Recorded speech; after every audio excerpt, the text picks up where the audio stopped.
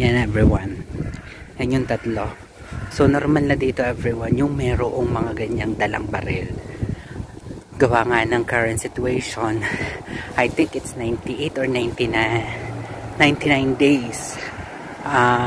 Simula po nung October 7 yung kanilang tensyon. So ngayon talagang makikita ninyo kalimitan dito babae ang kalimitang may dalang baril everyone. So normal na po yan dito sa Israel. So ako ngayon narito ngayon sa may city center. Ako nag-deposit doon kina sa Nema Bekenemen, diba?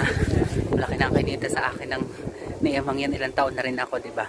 So bilang isang caregiver po dito sa Jerusalem is ganito lang po kami.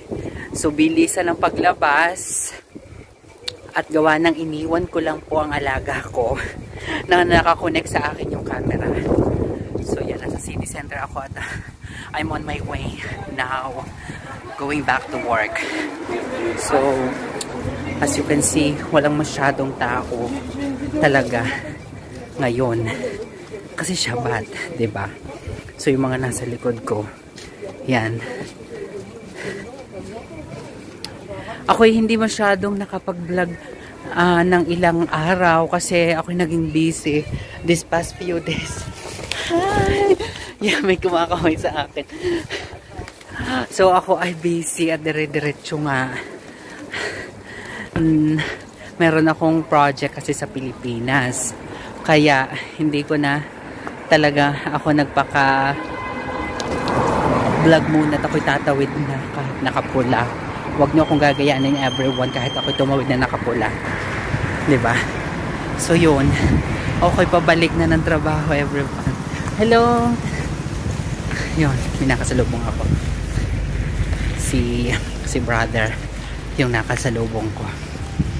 So as of today, yan. Diba? Tapos kung makikita ninyo everyone, yan, normal na po makikita ninyo na may baril dito yung mga ganyang mga ano yan, mga service nila yan, national service. Kasi nga ngayon ay ongoing po yung gera kaya talagang sila ay may dalang baril, diba?